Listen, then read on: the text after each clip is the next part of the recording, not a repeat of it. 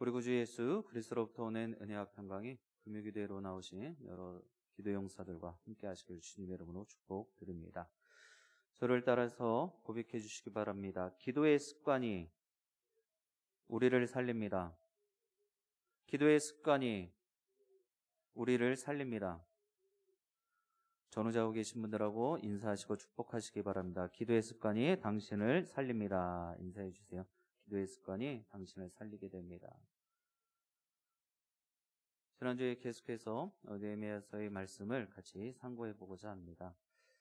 느헤미야는 하나님 앞에 하나님의 마음을 가지고 나라와 민족을 위해서 또 자신들의 백성 동족을 위해서 눈물을 흘리고 금식을 했다라고 1장에서 말씀을 드렸습니다.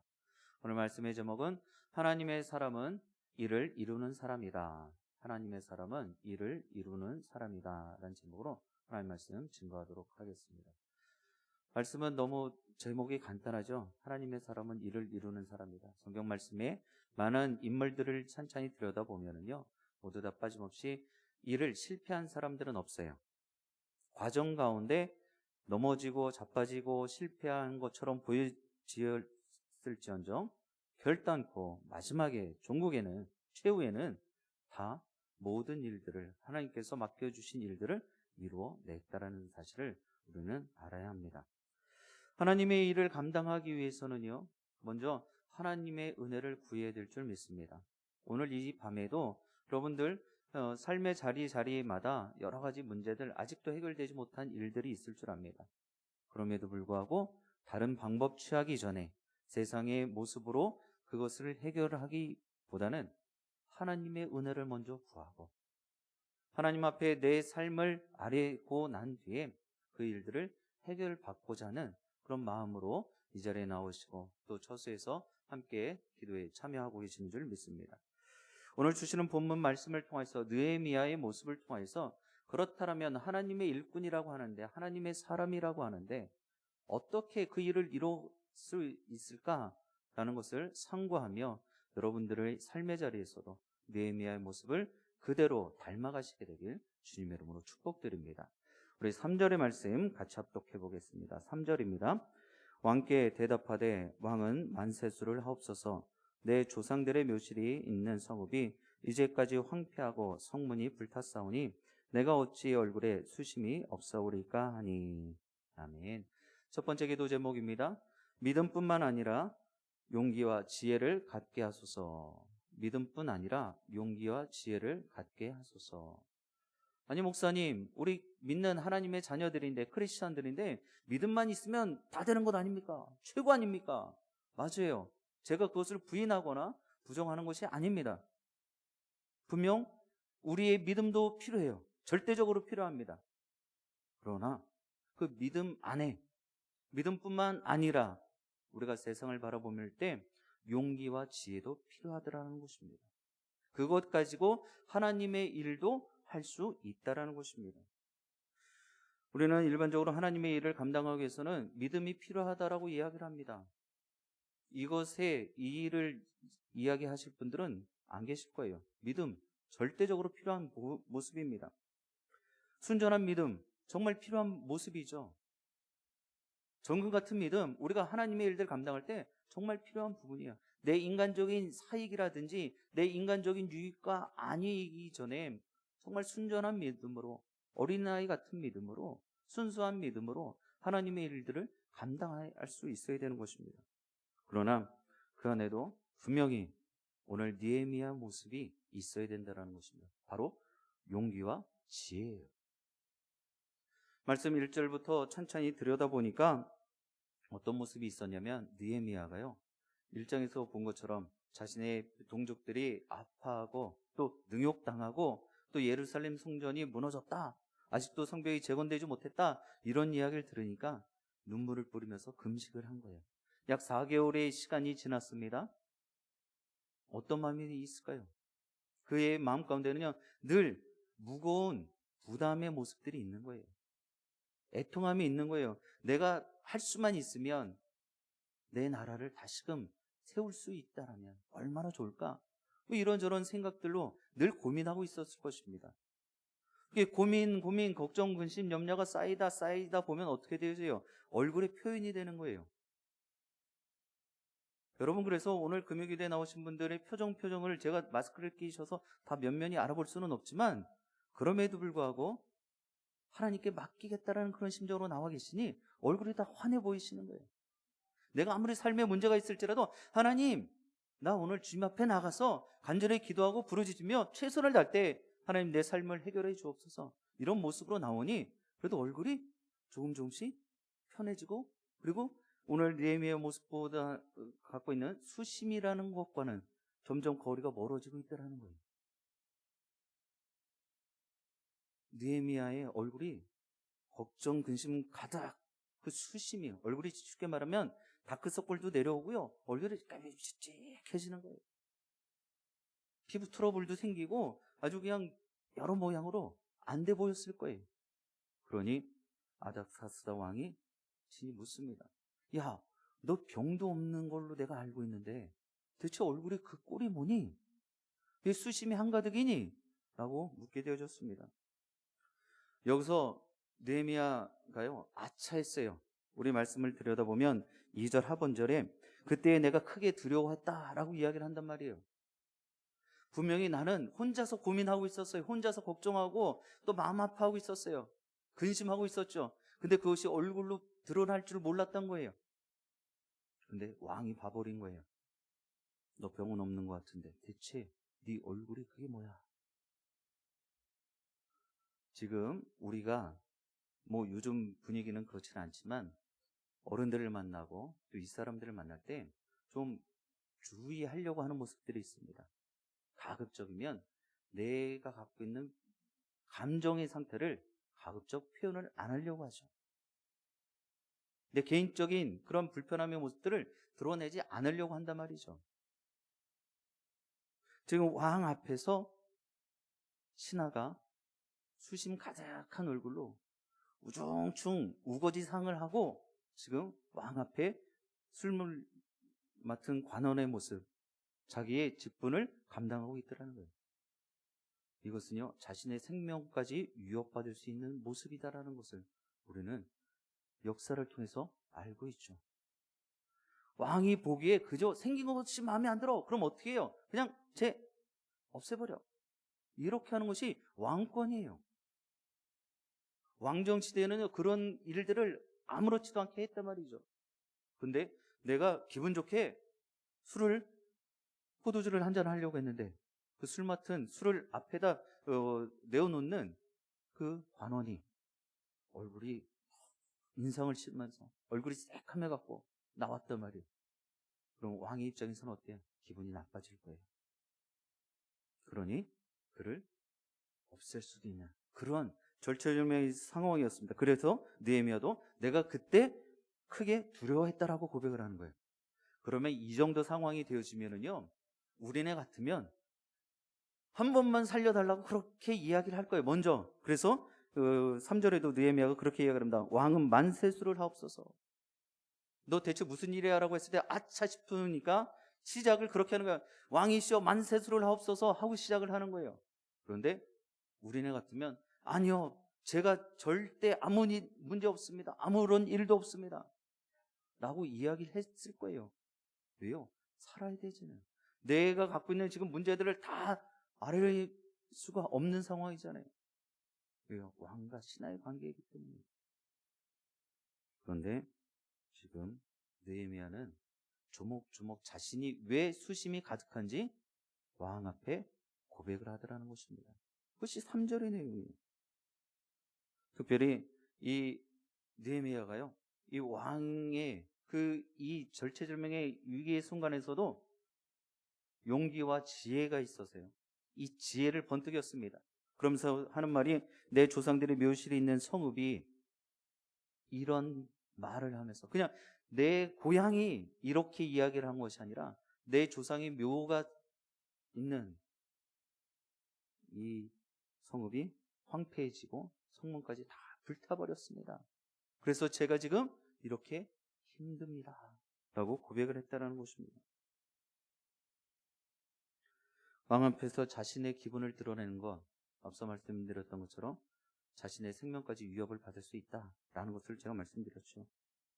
다른 사람 같으면 아마 이 일에 자신의 그런 사사로운 감정, 왜 이런 모습을 갖게 되어졌는지 고백하지 않을 거예요. 그저 덮어놓고 목숨만 살려주시옵소서, 제가 잘못했습니다 라고 이야기를 할 것입니다. 그런데 느헤미야는 그렇지 않았어요. 조목조목 설명을 한 것입니다. 용기를 냈고요, 예루살렘에 대해 한 그 상황을 지금 이야기하고 있는 것입니다. 왕은 느헤미야의 이 말을 듣고 그를 긍휼히 여기는 마음을 갖게 되어졌어요. 아, 네가 그래서 지금 수심이 가득하구나, 걱정이 한가득이구나, 이런 마음을 얻게 되어졌다는 것이죠. 만일에 느헤미야가 이런 용기와 또 지혜가 없었다면 그냥 본인이 갖고 있었던 마음과 생각은 생각으로 끝나게 되어졌을 것이라는 것이죠. 느헤미야의 이러한 용기와 지혜가 결과적으로 놀라운 결과를 낳게 되어졌다는 것입니다. 사랑하는 영신의 기도용사 여러분, 우리가 하나님의 사람으로서 하나님의 일을 이루기 위해서는요, 믿음의 그러한 담대함도 필요합니다.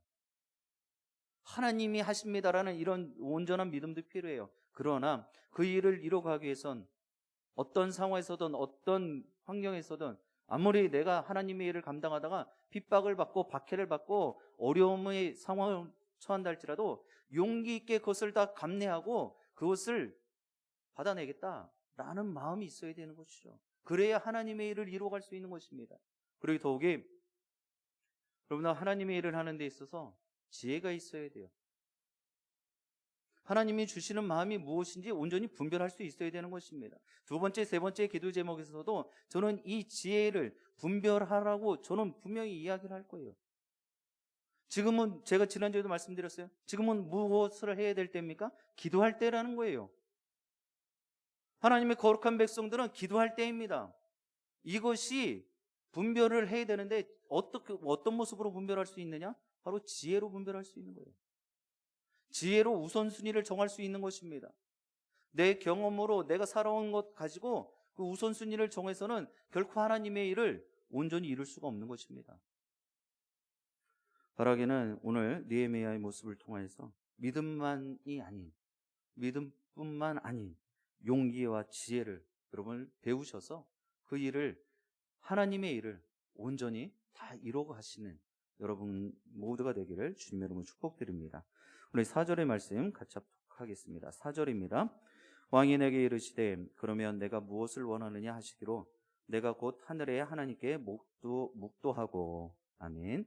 두 번째 기도 제목입니다. 하나님의 은혜. 하나님의 은혜, 사람의 도움을 구하게 하소서. 하나님의 은혜와 사람의 도움을 구하실 수 있어야 됩니다. 우리는 분명 하나님의 거룩한 백성이에요. 하나님의 은혜만으로도 살 수 있는 존재입니다. 그런데 하나님의 일을 하려다 보면요, 하나님의 은혜뿐만 아니라 내 주위에 있는 사람을 통해서도 하나님의 일을 이루어가는 거예요. 부족하지만 저는 하나님께 참 감사합니다. 다른 덕은 많지 않지만 제 입장에서 보면 저는 인덕이 참 많은 것 같아요. 이걸 복이라고도 많은 사람들이 이야기를 하죠. 제가 부족한 것들을 채워줄 수 있는, 하나님께서 그런 함께 동역할 수 있는 사람들을 붙여주시더라고요. 그래서 지금까지 그런 귀한 모습을 감당할 수 있었습니다. 여러분들의 삶의 자리에서도 내가 잘해서 내가 하나님으로부터 능력받고 하나님으로부터 은혜만 받아서 일을 이뤘던 것보다는 여러분들 주위에서 같이 협업하고 전혀 생각지도 못한 사람들이 나를 도와서 그 일을 감당하고 이뤄낼 때에도 분명히 있다라는 것입니다.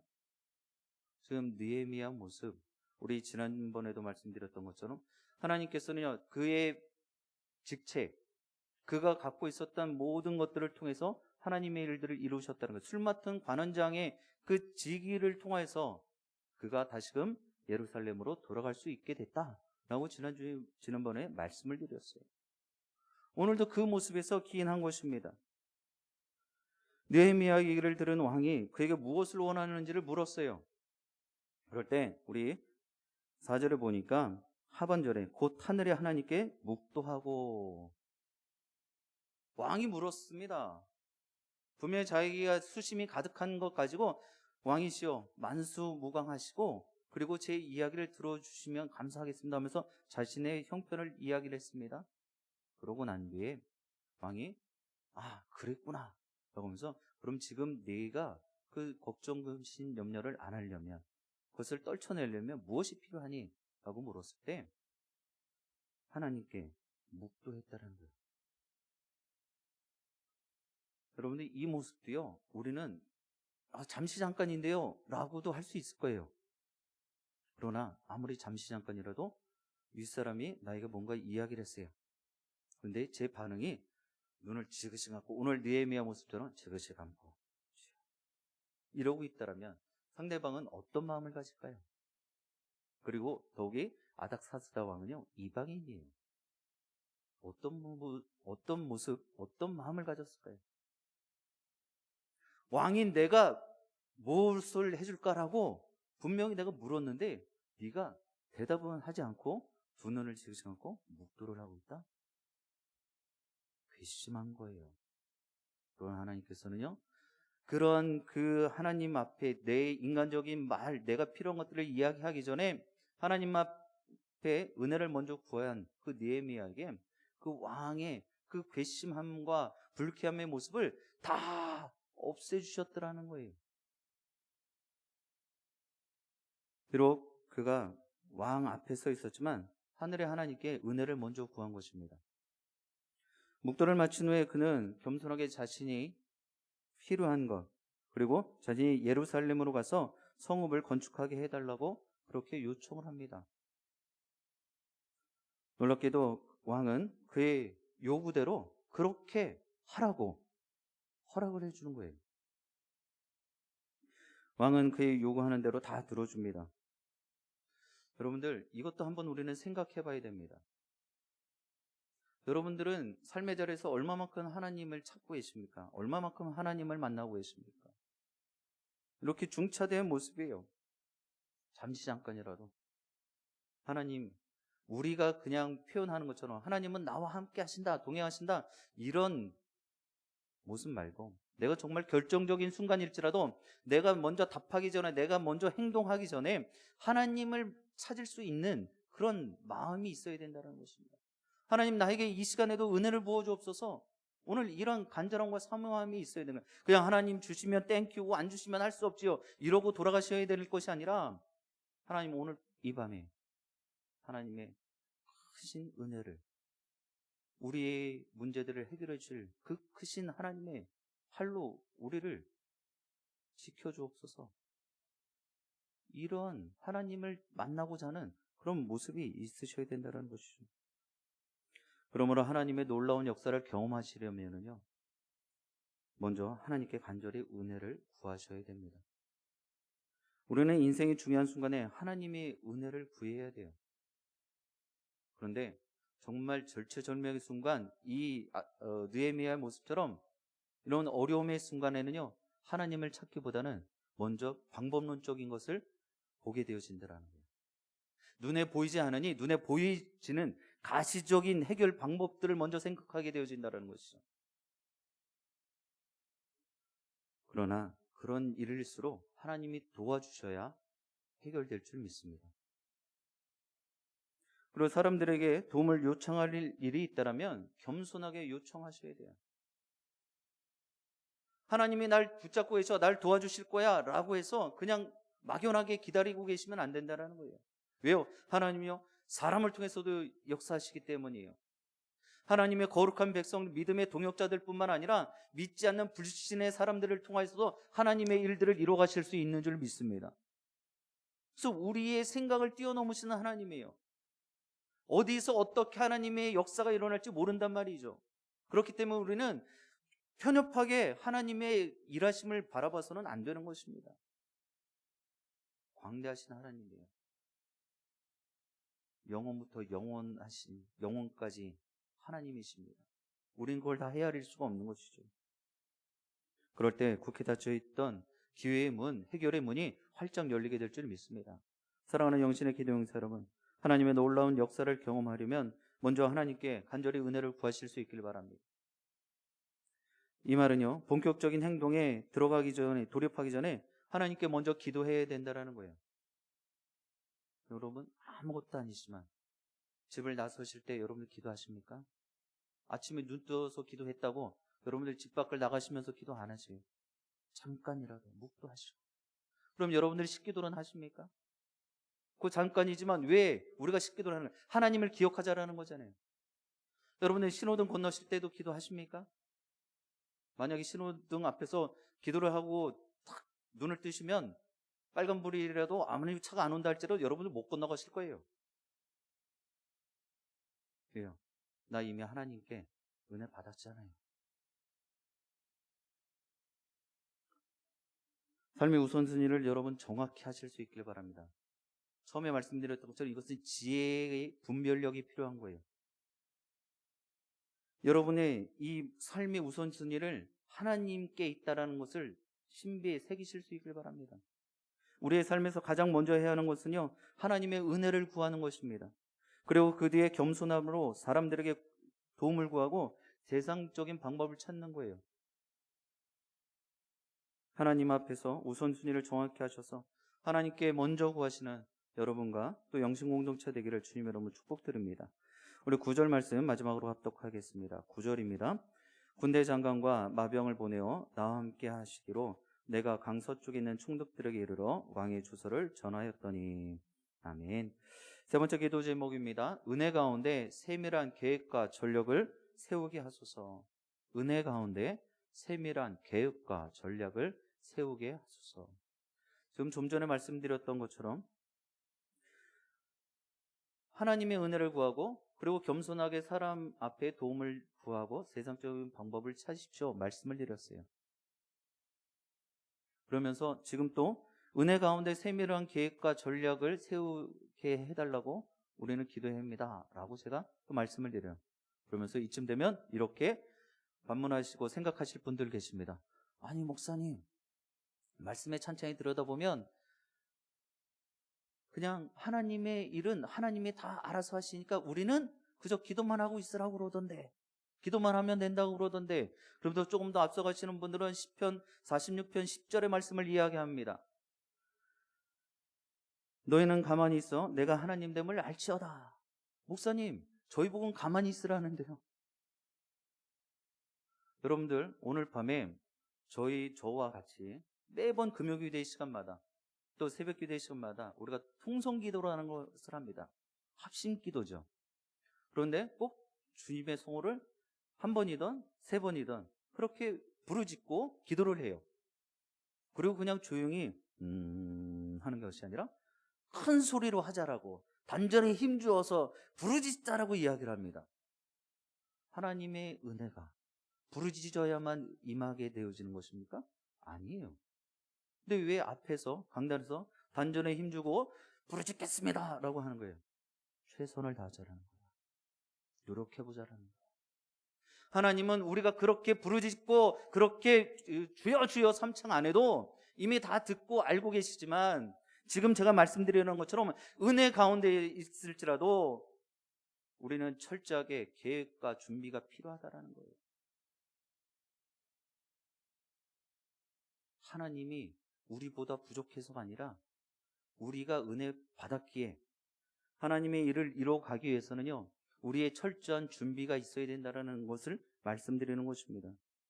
결코 너희는 가만히 있어 내가 여호와 하나님인 됨을 알라고 그렇게 말씀하실 때 이거에 대한 지혜의 영이 있어서 분별을 잘 하셔야 되는 게, 아무 때나 가만히 있는 것이 아니에요 여러분들. 그러면 우리가 하나님 앞에 전도하겠습니다, 구령의 열정 뜨겁게 허락하여 주옵소서, 그리고 아무것도 안 하고 있으면 죽어가는 영혼들이 영신 공동체로 들어오는 것입니까? 아니에요 여러분들. 우리가 노력해야죠. 최선을 다해야죠. 모든 하나님의 일들이 이렇다라는 거예요. 하나님의 일을 하기 위해서는요, 세밀한 계획과 효과적인 전략을 세워야 되는 것입니다. 이것보다도 뛰어나신 하나님의 능력이시지만 우리가 최선을 다해야 한다는 데에서는 이런 모습을 가져야 되는 거예요. 하나님께 은혜를 구하고 사람 앞에 겸손하게 일을 진행할 때는 이런 모습을 갖춰야 된다는 것입니다. 왕에게 유다를 또 자신의 고향을 방문하겠다라는 이 느헤미야는요, 몇 가지 요구사항을 제시합니다.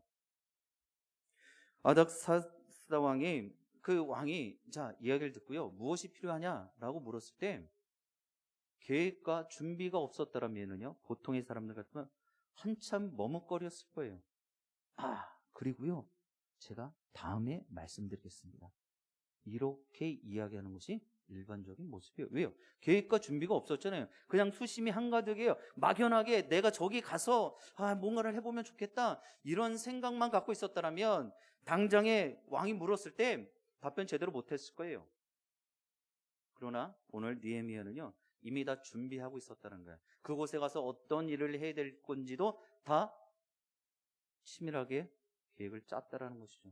그래서 오늘 말씀에는 두 가지가 기록되어 있습니다. 두 가지를 요청하죠. 머뭇거리지도 않았어요. 다음에 하겠습니다라고도 이야기하지 않고 두 가지를 요청을 하죠. 첫 번째로는 7절에 나와 있습니다. 강 서쪽에 있는 총독들에게 보여줄 왕의 조서. 그래서 내가 유다까지 가는데, 내 고향까지 가는데 통제받지 않게 해달라고, 왕의 직인이 찍힌 조서를 저에게 주십시오. 그래서 제가 프리패스로 제 고향까지 가겠습니다. 예루살렘 들어가겠습니다. 그러니 그것을 작성해 주십시오 라고 요청을 합니다. 그리고 두 번째 8절에는요, 건축에 쓸 제목을 달라고 요청을 하는 거예요. 국경을 넘을 때 필요한 조서와 건축에 필요한 제목이 이미 느헤미야에 있어서는요, 계획된 모습이라는 거예요. 시간을 그냥 허비하고 하나님이 하시겠지, 내 애통의 마음, 내 눈물을 주님께서 보셨겠지, 하나님께서 보셨겠지 하고 그냥 손 놓고 있었던 것이 아니라 내가 앞으로 이런 일들을 해야 되겠다라고 다 계획해놨다는 것이죠. 느헤미야가 요청한 내용을 볼 때 이미 그는요, 유다에 들어가 있는 것처럼 이야기를 한 것입니다. 하나님의 뜻을 이루기 위해서는 하나님께 은혜를 최우선적으로 구해야 됩니다. 그리고 우리의 믿음도 필요합니다. 하나님은 능치 못할 일이 없으시다는 것도 우리는 인정해야 됩니다. 그러나 우리도 최선을 다해서 성실하게 하나님의 일들을 작지만 감당해야 되는 것입니다. 우리가 하나님의 은혜를 받고 최선을 다할 때 하나님의 놀라운 역사가 시작될 것입니다. 사랑하는 영신의 기도 용사 여러분, 우리가 하나님의 일을 감당하기 위해 간절히 기도하면 하나님은 분명히 은혜 부어주실 줄 믿습니다. 그 받은 은혜 가지고 여러분들 용기 가지시고, 또한 지혜의 영을 가지셔서 어떤 것을 먼저 하고 어떤 것을 나중에 해야 되는지 온전히 잘 분별하시고, 또 우리가 계획하고 준비하는 모든 일들이 하나님께 얼마나 합당한지도 잘 들여다보시고, 그 모든 일들을 힘입어서 최선을 다하시고 노력하셔서 마침의 때에는 그 모든 일들이 끝나는 시간에는 모든 것들을 다 이뤄내시는 하나님의 일이 온전히 성취되어지기를 주님의 이름으로 축복합니다. 그래서 하나님의 거룩한 백성으로 하나님의 일을 온전히 이루어 가시는 여러분 모두와 영신 공동체 되어지길 주님의 이름으로 간절히 축원드립니다. 기도하시겠습니다.